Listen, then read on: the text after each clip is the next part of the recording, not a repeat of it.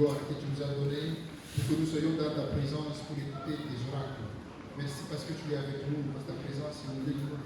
Merci pour tout ce que tu vas faire au travers de ce message et tu vas nous faire venir. Au nom de Jésus. Nous avons ici prié avec action de grâce. Amen. Alléluia. Alléluia. Nous bénissons le Seigneur pour ce moment qu'il nous a donné pour que nous puissions parler de la part de Dieu en ces lieux. Nous disons merci au corps pastoral qui nous a programmé pour cette fin. Amen, amen. Pour de nouveau, je m'appelle Moussafi Raphaël, je suis enfant de la maison.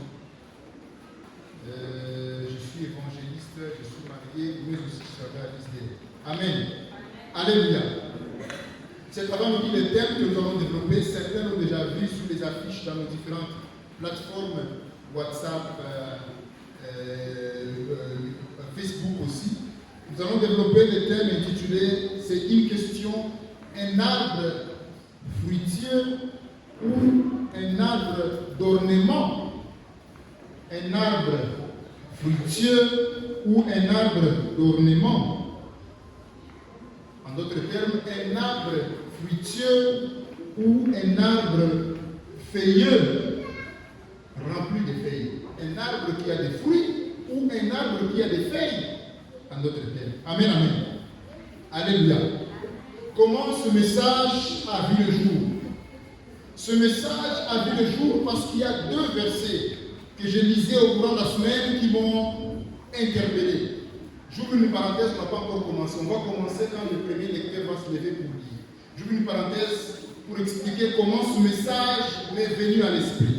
Ce message m'est venu à l'esprit au regard de deux versets que je lisais au courant de la semaine, qui m'ont interpellé personnellement, qui m'ont poussé à développer ce thème. Le premier verset, c'est 1 Corinthiens chapitre 9, le verset 27. 1 Corinthiens chapitre 9, le verset 27, écoutez ce que la Bible dit. La Bible dit, mais je traite durement mon corps. C'est Paul qui est en train de dire. Il dit, je traite durement mon corps et je le tiens assujetti. J'ai souligné dans ma Bible, des pères d'être moi-même rejeté après avoir péché aux autres. Ah, quand je lisais les textes, je me suis dit, ah bon, grand Paul, tu peux être aussi rejeté. Paul, quand on te voit, on se dit, s'il y a quelqu'un qui ne peut pas manquer dans le royaume de Dieu, c'est Paul. Paul, celui qui a écrit beaucoup de livres dans le Nouveau Testament. Paul, même les disciples qui ont marché avec Jésus, il avait un horreur. Il craignait Paul parce qu'il disait, d'ailleurs Pierre, il disait que Paul avait des révélations extraordinaires. Il disait que Paul travaillait avec Dieu de manière extraordinaire. Il avait une connaissance de la parole de Dieu de manière extraordinaire. C'est Pierre qui marchait avec Jésus, mais qui était conscient de la puissance qui était avec Paul. Dans 2 Pierre chapitre 3, 2 Pierre chapitre 3, verset 16, quand vous lisez, vous allez voir comment Pierre qui a marché avec Jésus, mais qui se dit, mentionne à Paul, il est dangereux. Il a des révélations extraordinaires. Il connaît des choses extraordinaires. Paul nous dit, je traite durement mon corps des peurs que je ne sois rejeté. Paul avait une peur. La peur, c'était, il risque d'être rejeté. Paul, le grand Paul, si le grand Paul n'était pas simplement apôtre, en lui-même, il avait 5 ministères. Il était apôtre, il était pasteur, il était docteur, il était prophète, il était aussi, qu'est-ce qu'il manque? Il était évangéliste. En lui-même, les 5 ministères étaient là, mais Paul nous dit, il y a risque. Il y a risque. Paul nous dit, s'il était de Bukavu, il pouvait nous dire, malgré les connaissances que j'ai, il dit, de peur que je ne sois moi-même rejeté. Et ce verset m'a intrigué, il dit, je travaille pour Dieu. Je n'ai pas encore atteint le niveau de Paul, il est très loin par rapport à la connaissance de la personne de Christ. Mais Paul, si Paul avait cette peur qu'il risque d'être rejeté, a fortiori, moi. Le deuxième verset qui m'a challengé, qui m'a touché au cours de la semaine et qui m'a poussé à développer ce thème, c'est dans Matthieu chapitre 7. Matthieu chapitre 7, verset 22 à 23. Matthieu chapitre 7, verset 22 à 23. Écoutez ce que la Bible dit. La Bible dit, c'est Jésus-Christ qui parle. Il dit, plusieurs me diront en ces jours, Seigneur, Seigneur, nous avons prophétisé par ton nom. N'avons-nous pas prophétisé par ton nom? N'avons-nous pas chassé des démons par ton nom? Et n'avons-nous pas fait beaucoup de miracles par ton nom? Écoutez le verset 23 qui m'a touché. La Bible dit, alors je leur dirai ouvertement, je ne vous ai jamais connu. Jésus, comment tu n'as jamais connu des gens qui ont prophétisé à ton nom? Comment tu n'as jamais connu des gens qui ont fait des miracles à ton nom? Comment tu n'as jamais connu des gens qui ont fait beaucoup de miracles, qui ont chassé des démons à ton nom? Parce que la Bible dit ceci. Dans Marc chapitre 16, verset 17. La Bible dit, voici 16 et 17, voici les miracles qui accompagneront ceux qui auront cru. Voici le miracle qui accompagneront ceux qui auront cru. La Bible dit, à mon nom, ils chasseront les démons. Ils parleront de nouvelles langues. Et au nom de Jésus, la Bible dit, ceux qui auront cru à mon nom, ils chasseront les démons. Et les derniers jours, les gens viennent à Jésus et lui disent, en ton nom, nous avons chassé les démons. Mais Jésus leur dit, je ne vous ai jamais connu. En ton nom, nous avons prophétisé. N'avons-nous pas prophétisé en ton nom? N'avons-nous pas chassé les démons à ton nom? N'avons-nous pas fait de miracles à ton nom? Et la Bible dit, voici des miracles qui accompagneront ceux qui auront cru. En mon nom, ils feront des choses, notamment chasser les démons. Mais ce qui est drôle, les derniers jours, Jésus dit, je ne vous ai jamais connu. Jésus, qu'est-ce qui ne va pas? Il n'a pas ni. Tu ne nous as jamais connus, et nous avons chassé des choses à ton nom. Nous avons prophétisé à ton nom. C'est là que cet thème m'est venu à l'esprit. Cet thème m'est venu à l'esprit parce que, comme Paul dit, je traite du mal mon corps parce que j'ai une paix, je peux rester. Les derniers jours, je peux rester. Donc, Paul veut nous dire, il y a risque. Il y a risque. Si les deux de Bukavu, quand tu écoutes quelqu'un, il y a risque. Il y a risque. J'ai compris que prêcher, prophétiser, chasser les démons, chanter, etc., ne sont que de feuilles. Et ce ne sont pas des fruits. Alors que ceux qui entreront dans le royaume de Dieu, ce ne sont pas ceux qui ont produit des feuilles, mais ceux qui ont produit des fruits. Chasser les démons, c'est une feuille. Prêcher comme je suis en train de le faire là, c'est une feuille. Modérer, c'est une feuille. Ce n'est pas un fruit. C'est pourquoi Paul dit, je prêche, je dis pas mon corps, je prêche, vous savez, je suis prédicateur, mais je peux rester. C'est pourquoi Jésus est en train de dire, vous avez chassé les démons, vous avez prophétisé, vous avez fait beaucoup de miracles, mais écoutez, je ne vous ai jamais connu. Parce que, tel qu'on va le voir, les premiers lecteurs vont se mettre debout et vont nous lire les textes de base. Je pense que c'est Yannick. Les textes de base se trouvent dans Matthieu. C'est ça notre texte de base. Matthieu chapitre 21, verset 17 à 19. Nous allons lire la parole de Dieu dans Matthieu chapitre 21, verset 17 au 19e verset. Nous allons lire au nom du Seigneur. Amen. J'ai la version Louis II. Et les ayant laissés, oui, il sortit de la ville pour aller à Béthanie, où il passa la nuit. oui. Le matin, en retournant à la ville, il y fait. Voyant un figuier sur le chemin, il s'en approcha, mais il n'y trouva que des feuilles.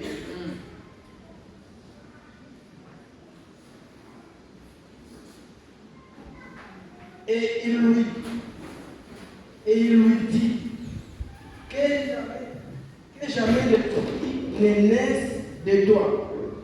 Et à l'instant, le figuier sécha, parole du Seigneur. Amen. Ça, c'est les textes de base. On va prendre d'autres textes secondaires. Matthieu, chapitre 3, verset 10. Ça, c'est Matthieu, chapitre 3, verset 10. C'est pas Anne. Celui qui a ce texte-là, c'est qui? C'est Anne. Matthieu, chapitre 3, verset 10.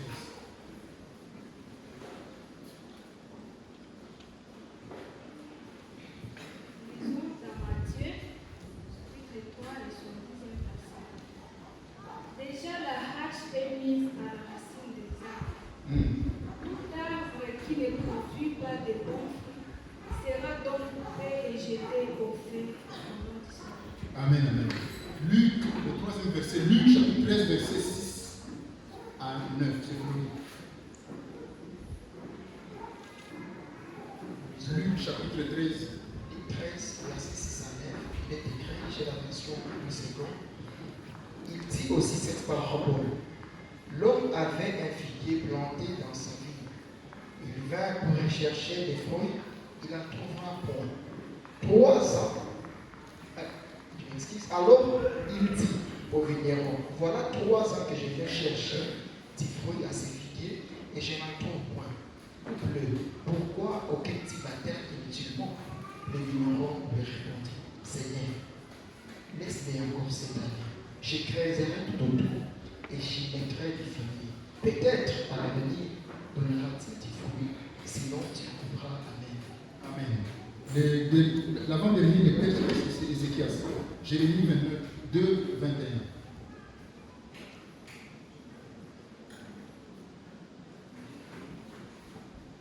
Jérémie chapitre 2, verset 21, j'ai la version Louis II, disons au nom de Jésus-Christ.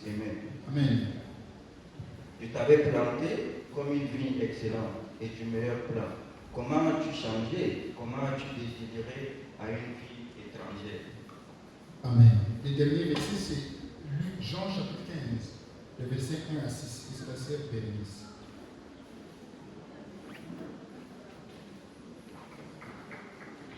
Jean chapitre 15, verset 1 à 6, la parole te dit ceci. Je suis le vrai cep et mon père est le vigneron. Tout serment qui est en moi et qui ne porte pas de fruits, il le retranche. Et tout serment qui porte le fruit, il les monte, afin qu'il porte encore plus de fruits. Déjà vous êtes purs, à cause de la parole que je vous ai annoncée. Demeurez en moi et je demeurerai en vous.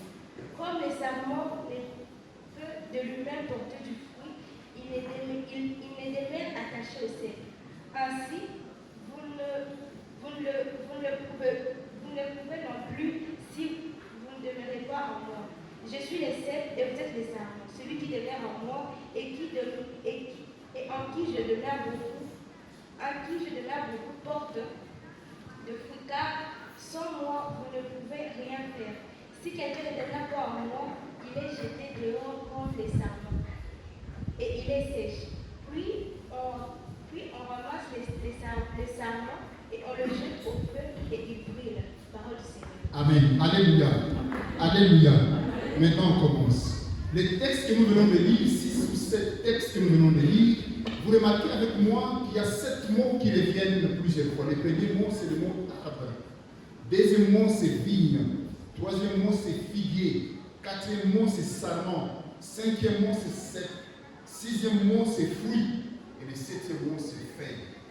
Tels sont les 7 mots qui reviennent dans les 6 textes que nous venons de lire. Les 6 textes que nous venons de lire. Mais ce mot, que vous le voyez, quand vous lisez les textes, vous allez voir qu'on est en train de parler comme sous forme d'une figure de style. Et dans la Bible, pour votre information, Dieu, en soufflant sa parole dans les écrivains de la Bible, il utilisait des figures de style. Une figure de style en français est définie comme étant une façon de parler, une façon d'écrire qui s'écarte de l'ordinaire, mais qui a pour objectif de rendre ce qu'on dit plus frappant, plus imagé, plus convaincant, ou de donner plus de force à une idée. Si vous voulez donner plus de force à une idée, vous voulez dire quelque chose, mais vous voulez rendre cette chose convaincante, vous voulez rendre cette chose plus imagée, plus romantique. Souvent en français, on vous conseille d'utiliser des figures de style. Et dans la Bible, il y a plusieurs figures de style qui sont utilisées. Premièrement, je cite quelques-unes, vite. La première figure de style qui est utilisée dans la Bible, c'est ce qu'on appelle la comparaison. La comparaison est utilisée dans la Bible, je donne quelques versets. Quand vous lisez la Psaume chapitre 1, verset 1 à 3, vous allez voir, là, il dit, et l'homme qui ne marche pas selon le conseil des méchants, qui ne s'assied pas en compagnie de mon cœur, qui trouve son plaisir, etc. Au verset 3, la Bible dit, cet homme-là est comme un arbre planté près d'un bandeau. Comme introduit l'idée de la comparaison. On compare l'homme et un arbre qui est planté près d'un bandeau. Ça, c'est la comparaison. La deuxième figure de style qui est utilisée dans la Bible, qui est plus utilisée dans la Bible, c'est ce qu'on appelle la tautologie. La tautologie, c'est une figure de style qui consiste à répéter plusieurs fois ce qu'on a déjà dit. Dans l'objectif, vous vous rappelez, de rendre plus fort, plus imagé ce qu'on veut dire. Par exemple, quand Dieu dit « Je suis celui qui suis », ça c'est une tautologie. Quand Paul dit dans Philippiens « Réjouissez-vous dans le Seigneur », je le répète, réjouissez-vous. Ça c'est une tautologie. Dans Exode, par exemple, verset 33 à 19, chapitre 33 à 19, Dieu dit « Je fais grâce à qui je fais grâce. Et j'ai pitié à qui j'ai pitié. » Ça, c'est une tautologie. L'autre figure de style qui est utilisée dans la Bible, c'est ce qu'on appelle l'anthropomorphisme. L'anthropomorphisme, c'est une figure de style qui est utilisée donner à Dieu des caractéristiques humaines, pour donner à Dieu des parties du corps humain pour que nous le comprenions.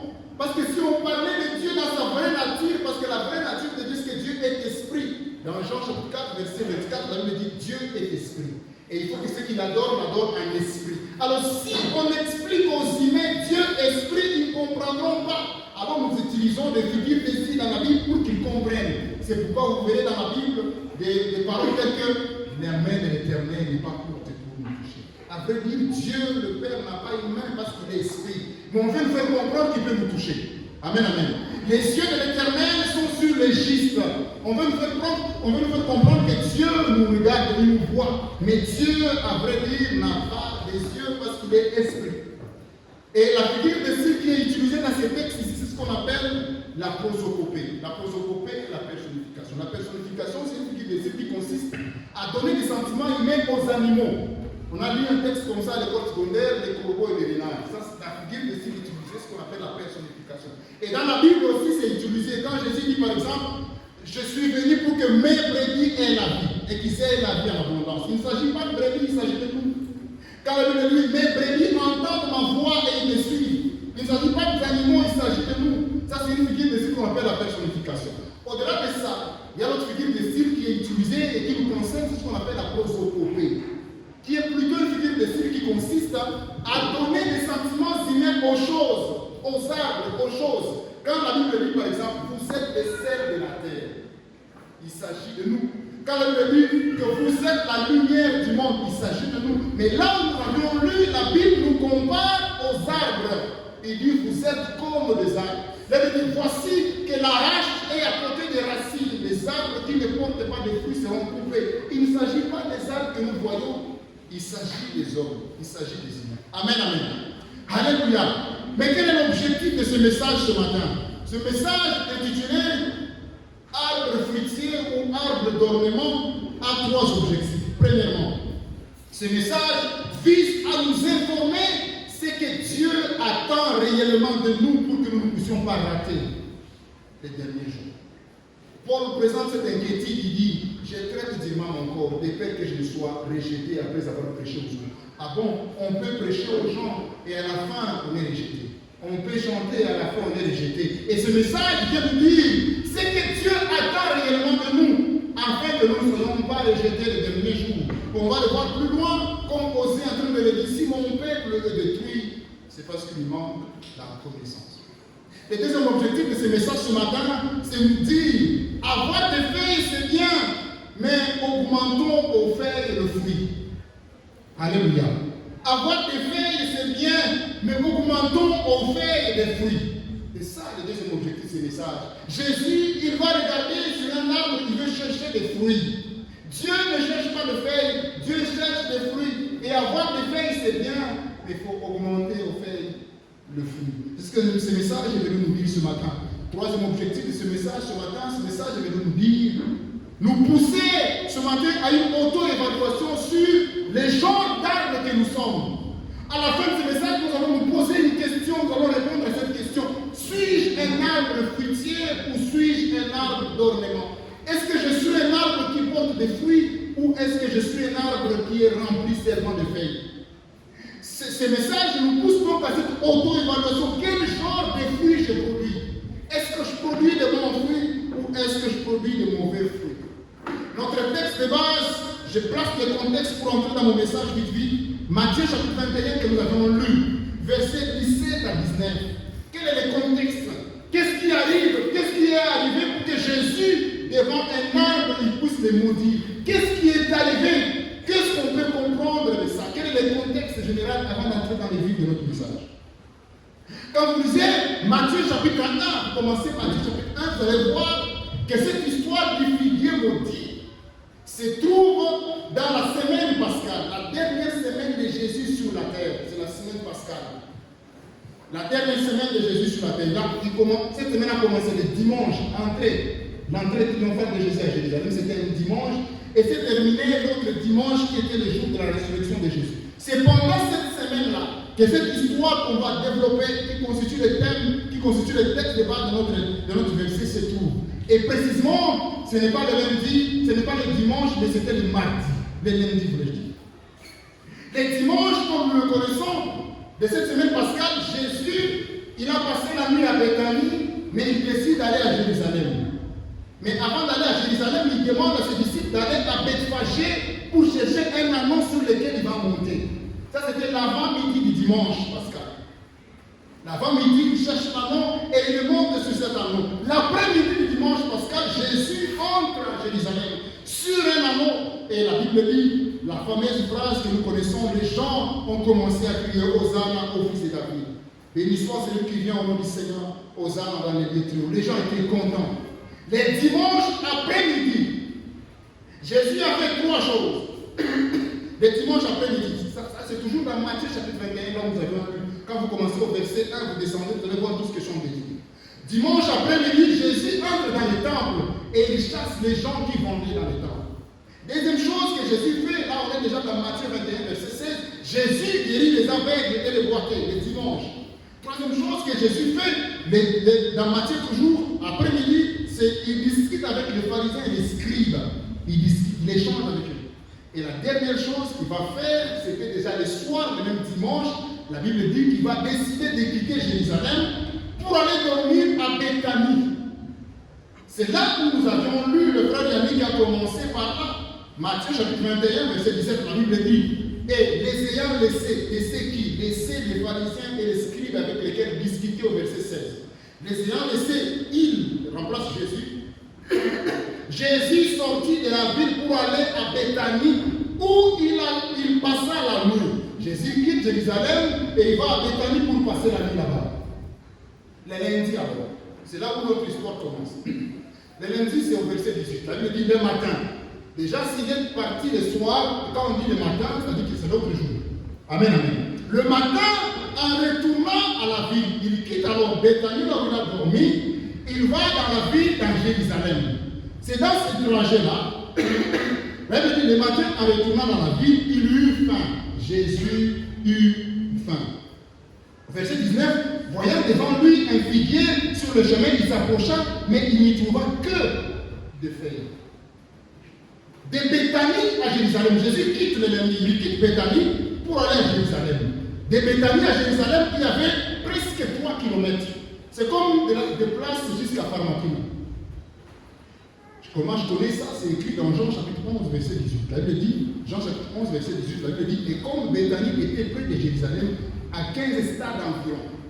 Un stade, c'est 185 mètres. Soit, au total, les 15 stades, ça fait 2,8 km, qu'on arrondit généralement à 3 km. Entre Bethanie, ça c'est Bethanie, et Jérusalem, c'est ça ici, il y avait 3 km. Et Jésus, le matin, il quitte Bethanie, il va à Jérusalem. Mais en allant à Jérusalem, il va avoir faim quelque part à ce niveau ici. Quand il a eu faim, il a vu un arbre, il a eu l'espoir, je vais trouver à manger. Malheureusement, il s'approche, il n'a pas trouvé à manger. Entre Bethanie et Jérusalem, il y avait au milieu un village qu'on appelle Bethphagée. Vous vous rappelez, le dimanche, il a envoyé ses disciples, quand ils étaient à Bethanie, il a envoyé ses disciples à Bethphagée pour aller chercher la nuit. Bethphagée se trouvait entre Bethanie et Jérusalem. Et les commentateurs de la Bible disent qu'il était déjà à Bethanie. C'est à Bethphagée, je veux dire. C'est à Bethphagée où il a eu faim. Parce que la Bible dit que Bethphagée, la signification de Bethphagée, ça signifie maison de figues. C'est-à-dire qu'à Bethphagée, il y avait beaucoup de figues. Et quand Jésus arrive à Bethphagée, il eut faim. Mais ce qui est étonnant, c'est qu'il n'a rien trouvé dans l'arbre. Il n'a trouvé que des feuilles. Dans la Bible, on a parlé que Jésus a eu faim 2 fois seulement. En toute la Bible, Jésus a eu faim 2 fois seulement. La première fois quand Jésus a eu faim, c'est dans Matthieu chapitre 4, verset 2. La même chose se trouve dans Luc chapitre 4, verset 2. Et on nous donne l'explication pourquoi il a eu faim. Parce que la Bible dit qu'il venait des gens de 40 jours et 40 nuits. Et c'est normal qu'il ait eu faim. C'est normal. Quoi de normal? Si mon chat va gêner à 3 jours, il y a 5, il t'a fait il y a ce qu'ils sont vraiment 40 jours. Il va 3 jours à sec, papa. Pourquoi est-ce qu'il y a 8 millions de chaque fois? Pourquoi est-ce qu'il y a besoin d'aller dans qui? Et Jésus venait de 40 jours. C'était normal qu'il ait eu faim. Mais ici, ce qui est étonnant, le deuxième endroit où on va moment que Jésus il a eu faim, c'est là où nous avions lu la Matthieu chapitre 21, verset 18. Jésus eut faim. Mais je me suis posé la question, pourquoi vous ne me donnez pas la raison de pourquoi Jésus a eu faim? Je commençais à analyser moi-même. Quelles sont les hypothèses qui ont poussé à Jésus d'avoir faim très tôt le matin? C'était très tôt le matin pour souffrir comme à 6 heures. Ma 6 heures, il y a 4 hypothèses possibles. Ce n'est pas écrit dans la Bible, mais ce sont des hypothèses possibles. La première hypothèse qui fait que Jésus à 6 heures, à 7 heures, il a faim. Premièrement, peut-être qu'il avait un autre programme de jeûne et prière qu'on ne nous avait pas dit dans la Bible et il devait ouvrir le matin. Le matin, dans le Fungula, mais après la Boudama. Deuxième hypothèse, peut-être que Jésus allera le dormir affamé. C'est une hypothèse. Le dormir affamé à Bethanie quand il est parti. Et le matin, il a eu le dormir affamé. Troisième hypothèse, et c'est la plus probable, c'est que peut-être que Jésus, il n'avait pas dormi faim, il a beaucoup mangé la nuit. Mais vous savez, avec moi, quand vous mangez trop la nuit, le matin, vous réveillez avec la faim. Il y a quelqu'un qui a déjà expérimenté ça. Moi, les vendredis, j'ai essayé ça. Comme j'ai préparé des messages, les vendredis, c'est la semaine. J'ai beaucoup mangé et je vous en conjure des samedis. J'étais chez le pasteur Jacques. Les gars avec lesquels je suis parti, le pasteur Jacques, c'était vers 8h, 8h30. Je viens ici, s'il était ici, je pouvais lui dire, mais est-ce qu'il y a un grave? Je voulais expérimenter. Et les médecins peuvent me dire, qu'est-ce qui se passe quand on mange trop la nuit, demain on se réveille, on a faim. Ça, c'est l'hypothèse la plus probable. Pourquoi? Parce que Jésus, quand il a passé la nuit à Bethphagée, les commentateurs bibliques disent qu'il est passé la nuit chez Lazare. Chez Lazare, Marthe et Marie. Parce qu'il y a 2 semaines, il était encore là-bas et il a ressuscité Lazare. Vous imaginez? Si quelqu'un qui a ressuscité votre frère, il passe la nuit chez vous, les moindres des choses que vous nous bombez dans Tchakou. C'est le moindre des choses que vous pouvez faire. Vous nous bombez dans Tchakou là. Amen, amen.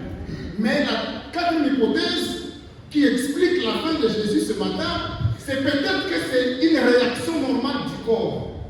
Souvent, le corps réagit comment? Je n'ai pas trouvé vraiment beaucoup de recherches sur ça, mais apparemment, en médecine, les médecins peuvent nous expliquer. Il y a une hormone qui est sécrétée dans le corps qui amène la faim. Et c'est souvent quand le corps se rend compte que devant lui, il va dépenser beaucoup d'énergie. Tu vas marcher, tu vas escalader les montagnes, et le corps réagit, il te dit non, tu as besoin d'énergie. Tu as besoin d'énergie. Vous voyez par exemple, quand vous êtes à la place, vous voulez monter à l'IOB. Quand on vous met seulement à la place, on a l'air qui borde, souvent tu as faim. Quand tu es à la prison, souvent tu as faim ou tu as besoin de trouver la caméra. Je ne sais pas si vous avez déjà observé les gens qui montent ici. Le corps lui a dit là-bas que tu auras besoin d'énergie. Alors cherche cette énergie pour monter avec. Amen, amen. Quand tu es même devant la prison là-bas, vous voulez monter avec c'est qu'on a regardé pourquoi moi bouge en Allemagne et pour y passer beaucoup. Et souvent tu as faim. Amen, amen. Ça aussi c'est une autre hypothèse. Mais ce qui est étonnant dans ce texte, ça ne nous dit pas pourquoi Jésus avait faim tous les matins. Mais ce qui est étonnant dans ce texte, c'est que Jésus avait l'espoir de trouver des fruits dans cet arbre-là. Jésus, si vous ne savez pas, entre Bethanie et Jérusalem, il y avait 3 kilomètres. Mais il y avait au milieu, il y avait le village qu'on appelle Bethphagée. Mais après Bethphagée, il y avait une grande montagne qu'on appelle les monts de Sinaï. La montagne de Sinaï, il faut escalader. Et les commentateurs bibliques disent que cette montagne avait une longueur. Il fallait monter en altitude. Il fallait monter 810 mètres d'altitude. Et Jésus, il n'est pas encore arrivé là-bas, il est à Bethphagée, mais devant lui, il voit une colline qui va escalader. Après avoir escaladé cette montagne de 810 mètres d'altitude, il devrait encore descendre dans la vallée ici, avant d'arriver à Jérusalem, et puis monter encore une autre montagne, parce que Jérusalem était sur la montagne. Jérusalem était sur l'altitude de 750 mètres d'altitude, et le mont de Sinaï était à 810 mètres d'altitude. C'est-à-dire, celui qui était au mont de Sinaï voyait Jérusalem comme ça. Donc devant Jésus, il avait une grande montagne escaladée, il devait monter 810 mètres arriver au sommet, descendre dans la vallée de Sidon, arriver dans la vallée de Sidon, monter encore à Jérusalem à 750 mètres d'altitude. Et le corps lui dit, on a besoin d'énergie. Il lui faim. Mais ce qui est étonnant, Jésus, quand il a eu faim, il a vu de loin l'arbre, il a eu de l'espoir. Il s'est précipité. Je me mets dans le contexte. Il était avec les disciples calmement. Quand ils arrivent sur cet arbre-là, ils ont commencé à regarder avec des yeux. À mon fille, je m'imagine que Pierre pouvait dire à Jean, petit Jean, est-ce qu'on n'a pas dans le monde? Il est compté avec ce que vous pouvez me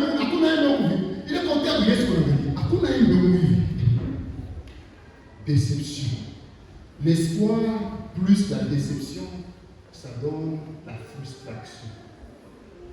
J'ai déjà vécu ce que Jésus a vécu, mais dans mon contexte. Quand j'étais enfant, j'avais l'habitude d'aller à l'école très tôt le matin. Je ne mangeais pas. On n'avait pas de collation. Je ne mangeais pas. Quand vous êtes à l'école, quand il arrive 11h, 11h30, vous n'écoutez plus rien. Vous attendez le sifflet. Amen, amen. À l'école primaire, vous attendez le sifflet. Quand on siffle, je prends mon sac et je me mets autour à la maison. Tu as l'espoir que je n'ai pas, j'ai faim. Quand j'arrive à la maison, je vais rencontrer la nourriture. J'ai passé le même contexte que Jésus. Quand arrivé à la maison, la première chose qu'on saluait les gens, tu entrent dans la cuisine, vous sortez un macho, vous sortez un macho, il n'y a rien. Déception. Quand tu veux demander, avant de demander, tu écoutes maman dehors qui appelle la grande sœur. Ma grande sœur s'appelle Lily. Elle appelle Lily. On a les malades qui tiennent pour moi.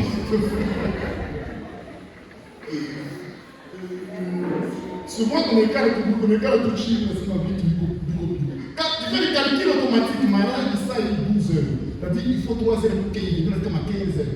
Il faut mettre à Bougaï, il faut mettre à 16 heures, à 17 heures pour la C'était la chose qui est arrivée à Jésus. Et je me souviens, on avait un chat à la maison.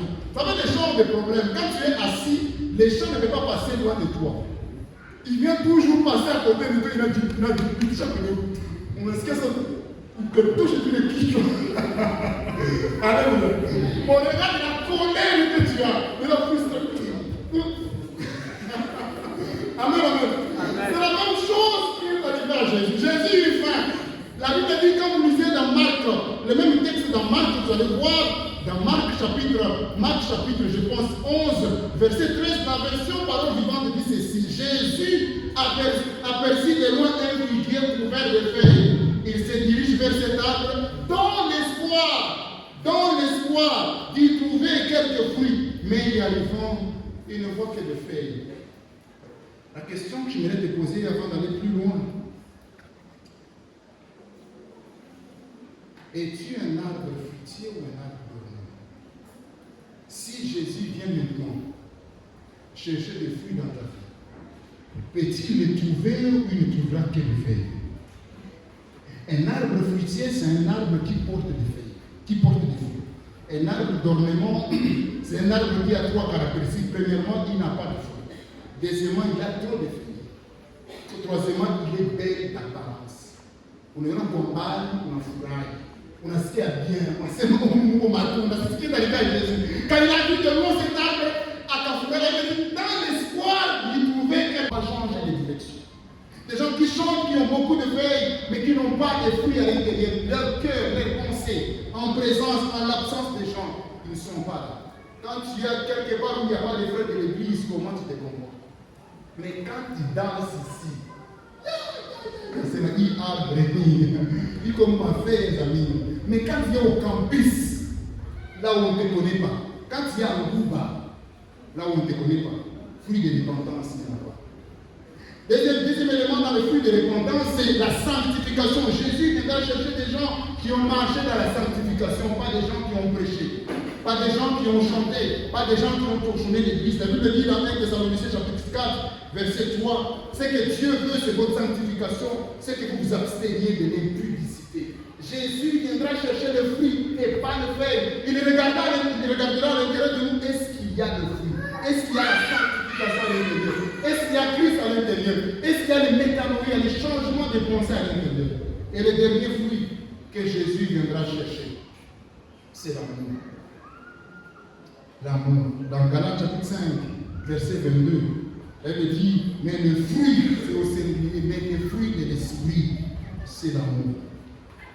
Il y a un seul fruit, mais il y a des quartiers à l'intérieur. Vous voyez comme l'orange. Le fruit, c'est l'amour, c'est ce que la Bible dit. Le fruit, c'est au singulier, c'est au singulier, c'est l'amour. Mais à l'intérieur de l'amour, il y a plusieurs quartiers comme le fruit. Vous avez un fruit, une orange, je dis, à l'intérieur, quand vous ouvrez, il y a beaucoup de parties qu'on appelle des quartiers. Le fruit, c'est l'amour, mais à l'intérieur, il y a 8 quartiers, 8 autres petits fruits à l'intérieur que Jésus viendra chercher. L'amour, ça signifie aimer les gens, non pas pour ce qu'ils nous donnent, mais pour ce qu'ils sont, quand même ils sont difficiles à supporter. C'est ça l'amour que Dieu nous appelle à avoir et qu'il viendra chercher comme fruit. L'amour, ce n'est pas une feuille. Chanter, c'est une feuille. Prêcher, c'est une feuille. Danser, c'est une feuille. Mais l'amour, c'est un fruit que Dieu recherche. Est-ce que l'amour est à l'intérieur de nous? Je voudrais te poser la question. Je vais aller dans ton quartier, ici même à l'église. Est-ce que tu aimes ton pasteur? Est-ce que tu aimes le pasteur Jean? Dans la chorale, est-ce que tu aimes le président de la chorale? Il y a quelqu'un un jour qui disait, pour le président, il n'a pas de c'est quoi ta quoi? C'est quoi ta quoi? Voilà le problème. Un tas de donc je pose la question, c'est pourquoi là, maman? Pourquoi là? Qu'est-ce que j'ai fait? Toi-même, tu ne sais pas. Est-ce que tu as l'amour? 1 Corinthiens chapitre 13, verset 1 à 3, il dit, quand je parlerai des langues des anges, des hommes, si je n'ai pas l'amour, la charité, c'est une feuille. Je suis un airain qui résonne. Et quand j'aurai le don de prophétie, si tu prophétises, la science de tous les mystères et toute la connaissance, quand j'aurai même toute la foi jusqu'à transporter les montagnes, si je n'ai pas l'amour, je suis rien. C'est-à-dire que si je n'ai pas l'amour, je n'ai pas de fruits à l'intérieur de moi, j'ai des feuilles. Même si je prophétise, même si je prêche, même si je fais des choses, je n'ai pas l'amour, j'ai des feuilles. Et Jésus ne viendra pas chercher des arbres qui ont des feuilles. La Bible dit que la hache est déjà prête. Tout arbre qui ne porte pas de fruits sera coupé. Vous portez beaucoup de feuilles. La Bible dit va plus loin. Et quand je distribuerai tous mes biens pour la nourriture de corps, quand je livrerai même mon corps pour être brûlé pour Jésus, si je n'ai pas l'amour, cela ne me sert à rien. En d'autres termes, cela n'est que des feuilles. Venir tous les jours prêcher, venir tous les jours torchonner l'église, être à la porte, faire des choses pour Dieu, c'est bien. Mais s'il n'y a pas de fruit à l'intérieur, c'est cet arbre que Jésus a vu de loin. Il voit de loin un arbre très bien. Quand Jésus te voit en train de prêcher, il dit, là il y a des fruits. Quand Jésus te voit en train de prophétiser ici, il sait que là il y a des fruits. Il y a l'amour à l'intérieur. Il y a Christ à l'intérieur. Il y a de la sanctification à l'intérieur. Il y a de métanoïa, des changements de mentalité à l'intérieur. Mais quand il arrive, il viendra chercher. Est-ce qu'il y a l'amour à l'intérieur? Est-ce qu'il y a l'amour à l'intérieur? Ça, on va dans Syrie, les anges même disent, il Syrie mania propre les âmes. Il Syrie mania propre les anges quand ils voient. Quel arbre, quelle feuille. Allons-y alors vérifier s'il y a des fruits à l'intérieur. Il va vérifier l'amour, il n'y en a pas. Deuxième sous-fruit, à part l'amour, c'est la joie. La Bible dit, la joie, le fruit de l'esprit, c'est l'amour, la joie. La joie, c'est le moteur intérieur. C'est la certitude profonde que tout ira bien, même quand les choses vont mal. C'est être heureux à cause de sa relation avec Dieu, peu importe les circonstances. Mais toi, tu chantes beaucoup, tu pries beaucoup, tu prêches beaucoup, mais quand il y a un petit problème, tu paniques. Tu décides même de laisser l'œuvre de Dieu. Zéro joie en toi. Tu as des faits et tu n'as pas de fruits. 1 Thessaloniciens chapitre 5, verset 7, on dit, soyez toujours dans la joie. Soyez toujours dans la joie. Le deuxième sous-fruit que Dieu viendra chercher à l'intérieur de nous, c'est la paix. Le fruit de l'esprit, c'est l'amour, la joie, la paix. La paix, c'est l'absence de guerre à l'intérieur de notre propre cœur. Mais c'est aussi être un artisan de la paix. Ce n'est pas simplement aimer passivement la paix, mais c'est chercher la paix partout où on est. Est-ce que tu cherches la paix là où tu es? C'est un fruit que Dieu viendra chercher. Tu es à l'église, là-bas ça fait 5 ans, mais il y a quelqu'un de l'église avec lequel vous ne parlez pas dans l'église. Beaucoup de feuilles quand tu chantes, des feuilles. Quand tu prêches, des feuilles. Quand tu pries, tout le monde est content, ce sont des feuilles. Dieu ne viendra pas chercher des feuilles. Il viendra chercher la paix. Tu vas voir à l'intérieur de toi, il n'y a pas la paix. Il y a quelqu'un qui a dit à quelqu'un, miye nakukilo yangu. Nakukilo yangu. C'est quand Christ pour le dimanche, il a le micro. Il chante, il nous amène à voir. On est content, oui, des feuilles ne sont pas des fruits.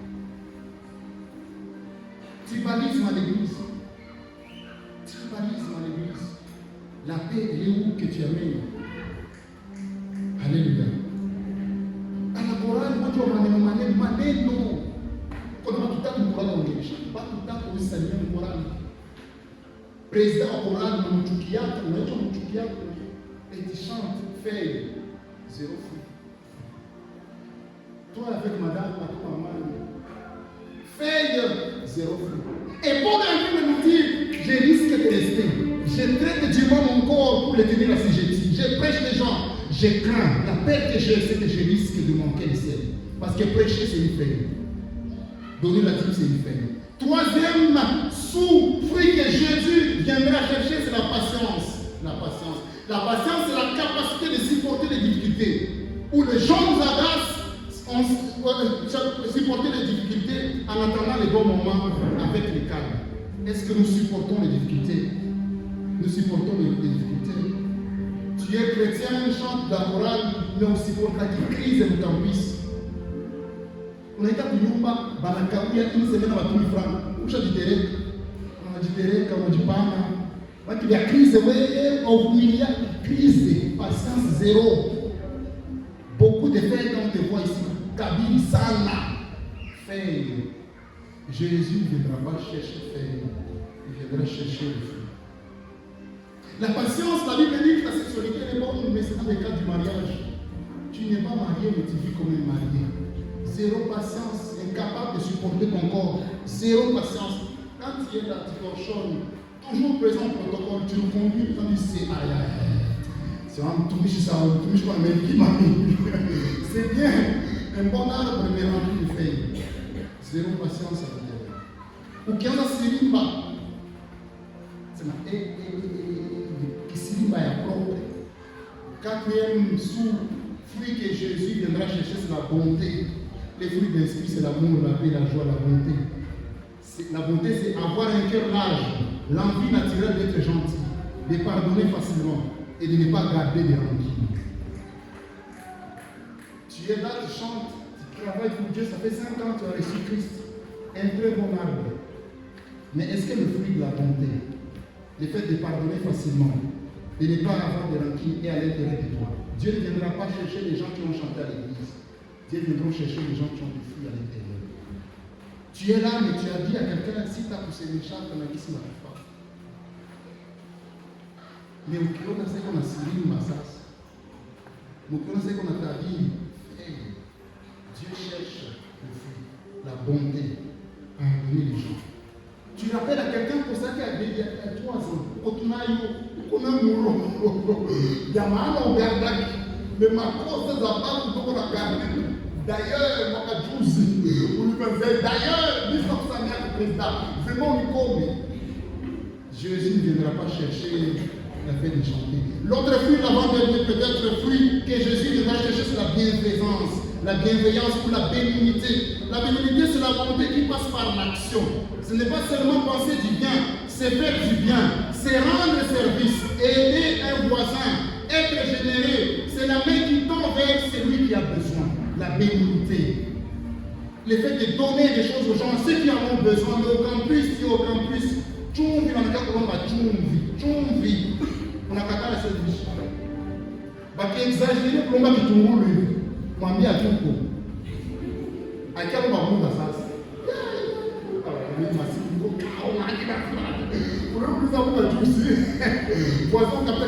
Il sait que tu es chrétien, il sait qu'en toi il y a le fruit, il y a la bénignité, il vient demander des choses.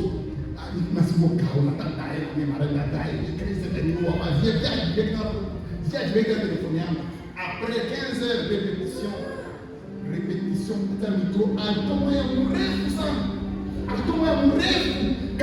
quand les anges voient comment tu chantes, ils disent, quel arbre qui a beaucoup de fruits. On va aller chercher à l'intérieur. Ils trouvent zéro bénignité. Galates est en train de dire, Galates chapitre 6, verset 10, ainsi donc, pendant que nous avons l'occasion de faire le bien, pratiquons le bien avec tous. Et surtout envers le frère dans la foi. Envers le frère dans la foi. Tu as une opportunité de travailler quelque part. Tu viens engager des enquêteurs, tu cherches des gens ailleurs. Et il y a des frères qui n'ont pas d'emploi. Tu as une opportunité de brancher 3-4 frères, mais tu les laisses, tu cherches d'autres frères. La bénignité, il n'y en a pas. Mais ça, dans quel dimanche, c'est ça, c'est qui signe Papéno. Hey.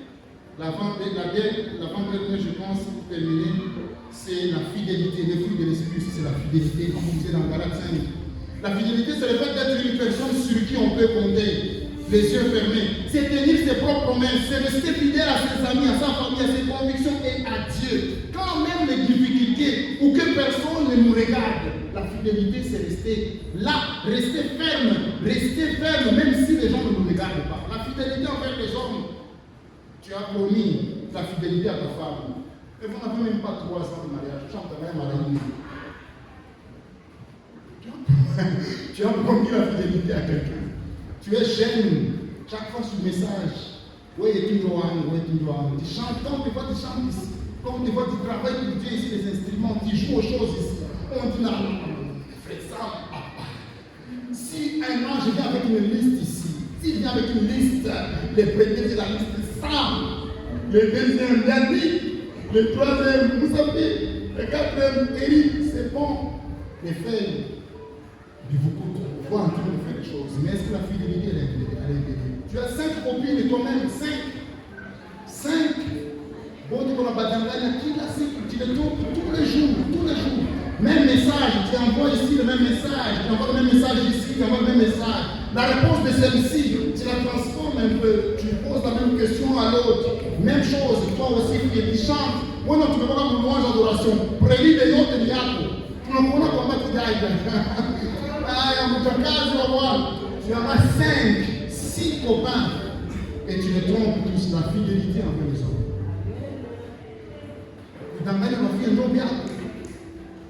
La fidélité envers Dieu.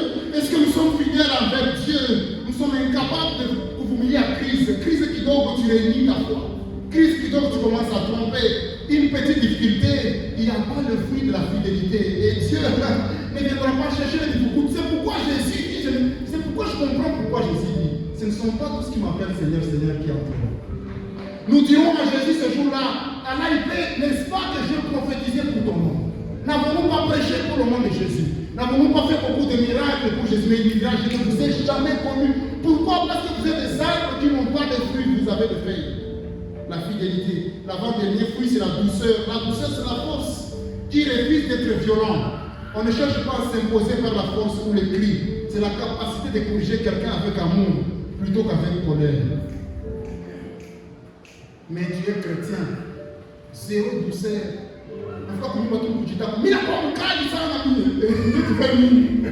Tu fais mine. Mais la quoi mon cas, vraiment, nous sommes mon cas, Johnny, la douceur, Dieu nous a demandé. Écoutez ce qu'Éphésiens est en train de dire. Éphésiens chapitre 4, verset 5, il a dit que votre douceur soit connue de tous les hommes. Que votre douceur soit connue de tous les hommes. Mais il dit, c'est le camis. Une semaine, Johnny,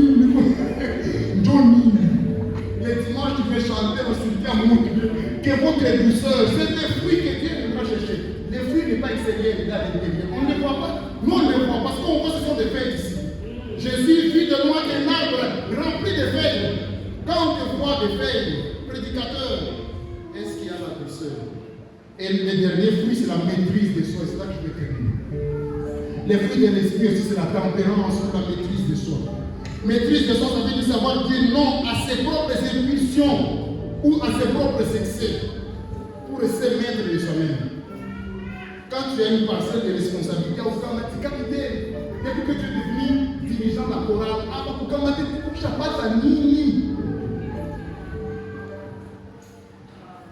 tu as du mal à dire non. Il y a une fille un jour, j'ai suivi une vidéo, zéro maîtrise de soi. Elle a dit, $1 dollar, dollar ya watu kiona, wewe lazima kutingizika. Sio tunafanya makosa. Hata $1 dollar c'est résistant. Il y a des gens à qui on a taille ne résistent plus, à qui on a jambe ne résistent plus. Chrétiens changent. Enfants de Dieu, on connaît ici en train de cette vie. Un arbre fruitier ou un arbre n'a plus de feuilles. Maîtrise de son propre corps. Et Paul est en train de dire, je tiens. Il dit dans un Corinthiens que nous avions lu, mais je tiens durement mon corps. Et je le tiens ainsi, je dis, de peur que je ne sois moi-même rejeté. Paul, toi tu n'as pas encore le niveau de Paul. Mais Paul dit qu'il peut être rejeté à force du corps. Et il dit, je dois être maître de mon corps. Et tu maître de mon corps. En conclusion, bien aimé, le message de ce matin avait 3 objectifs. Nous informer que ce que Dieu attend de nous, ce ne sont pas les faits, mais ce sont les fruits. Et j'ai énuméré les fruits. Le premier fruit que Dieu attend de nous, c'est Christ en nous. Est-ce que Christ habite en nous? Le deuxième fruit que Dieu attend de nous, c'est le métanoïa, le changement de mentalité. Depuis que tu es chrétien, tu as toujours les mêmes pensées. Avant l'indépendance, c'est égal après l'indépendance. Tu es la même personne. Tu suivais les films pornographiques avant d'être chrétien, tu les suis toujours. Changement. La sanctification, Christ viendra chercher. l'amour, la paix, la joie, la bénignité, la tempérance, la douceur. Ce sont les fruits que Dieu veut lâcher. Le deuxième objectif de ce message, c'était nous dire, avoir des feuilles, c'est bien, mais augmentons le fruit. Chanter, c'est très bien. Prêcher, c'est très bien. Mais augmentons cela. Troisième objectif de ce message, c'était nous pousser à une auto-évaluation pour poser des questions. Est-ce que je suis un arbre fruitier ou je suis un arbre rempli de feuilles? Les feuilles sont bien, mais les fruits sont mieux. Les feuilles sans les fruits sont nuls. Dieu attend que nous produisions plus de fruits que de feuilles. J'aime les vignerons dire aux propriétaires de la vigne, quand les propriétaires de la vigne viennent couper l'arbre, ils disent donne-lui encore 3 ans. Peut-être que c'est pourquoi tu es encore en train de vivre, parce que Dieu attend que tu produises des fruits. Ce ne sont pas tous qui m'appellent Seigneur qui entreront dans le royaume de Dieu, parce qu'ils font la volonté de mon Père. La volonté de Dieu, c'est quoi? C'est ces propriétaires qui avaient sa vigne et qui est allé chercher les fruits à l'intérieur. C'était l'exemple du royaume de Dieu. Il dit le royaume de Dieu est semblable à un propriétaire qui a une vigne, qui est allé voir les vignerons et lui dit cette figue ici, la figue ici, est-ce qu'il a déjà? Les figuiers ici, est-ce qu'il a déjà des fruits? Il n'a pas trouvé les fruits, il a dû couper les fruits. La volonté de mon Père est que les arbres produisent des fruits. Je voudrais que nous puissions prier ce matin. Et on va faire une prière avec 2 catégories de personnes. La première catégorie de personnes, c'est cette personne qui va dire à Dieu, Dieu aide-moi à produire des fruits au-delà des feuilles que je produis déjà. Qui produit déjà beaucoup de feuilles. Moi-même, je produis déjà beaucoup de feuilles. Prédicateur, n'est-ce pas? Évangéliste, n'est-ce pas? Président de la jeunesse, quel courage! Sam, l'IEA pour venir à la révolution tous les jours, quel courage! Quel fruit, quelle feuille, voulais-je dire? Qui s'y va? Mtumishi, Eric, quand il danse, qui s'y va? Quand il est au protocole, c'est déjà bien les feuilles, mais je me suis dit, j'ai l'espoir. Comme je vois les feuilles, je vais trouver l'espoir avec les. Et je peux prier avec quelqu'un qui va dire à Dieu, Seigneur, je produis déjà des feuilles, mais aide-moi à produire des fruits à l'intérieur. Amen. S'il y a quelqu'un qui veut dire à Dieu, je vais produire des fruits, parce que les arbres qui portent des fruits ne seront pas coupés, mais seulement les arbres qui portent des feuilles qui seront coupés. Au-delà des feuilles que je produis déjà, je vais produire des fruits. Je travaille déjà beaucoup pour Dieu, n'est-ce pas? Les sacrifices que nous faisons pour les Dieu. La deuxième catégorie de personnes avec laquelle je vais prier cet avant-midi, c'est quelqu'un qui va dire à Jésus que je ne manque jamais à l'annonce de la vie, que je ne manque jamais dans le royaume, que je ne fasse pas partie des arbres qui seront coupés. Jean est en train de dire bientôt la hache est sur la racine des arbres qui ne portent pas de fruits, et ils seront coupés. Mais que ce dernier jour, je ne sois pas coupé. Est-ce qu'il y a quelqu'un qui va se lever? On va prier. Se lever pour toi, c'est une façon de dire Seigneur, j'ai besoin de toi. Je donne déjà ma dîme. Je viens tous les jours à la répétition. Je fais déjà beaucoup de choses pour toi. Mais je voudrais produire aussi des fruits, Seigneur. Tu ne viendras pas chercher des feuilles. C'est bien les feuilles, c'est bien. Je voudrais vous dire, ce que nous faisons pour Dieu, les feuilles que nous faisons, Dieu va nous payer, mais quand nous serons déjà dans le royaume. On est en train de dire que nous serons différents. Il y aura des gens qui ont des courants. Nous serons différents dans le royaume. C'est en fonction de nos feuilles. On va nous payer en fonction de nos feuilles, le courage que nous avons, les prophéties que nous avons, les temps que nous consacrons pour préparer une prédication. C'est beaucoup de temps que nous faisons. Ce sont des feuilles que nous serons payés. Mais avant pour entrer dans le royaume, Dieu va d'abord vérifier le fruit. Le fruit. Et tu vas dire à Dieu, Seigneur, aide-moi à produire des fruits. Je produis déjà des feuilles, j'ai besoin de fruits. C'est toi que nous attendons. Tu vas dire à Dieu aussi, Seigneur, que je ne manque jamais. Que je ne manque jamais dans la nouvelle Jérusalem. Tout ce que j'ai déjà fait, les temps, j'ai donné ma jeunesse à toi. Les autres sont distraits, font des choses, je donne ma jeunesse. Alléluia.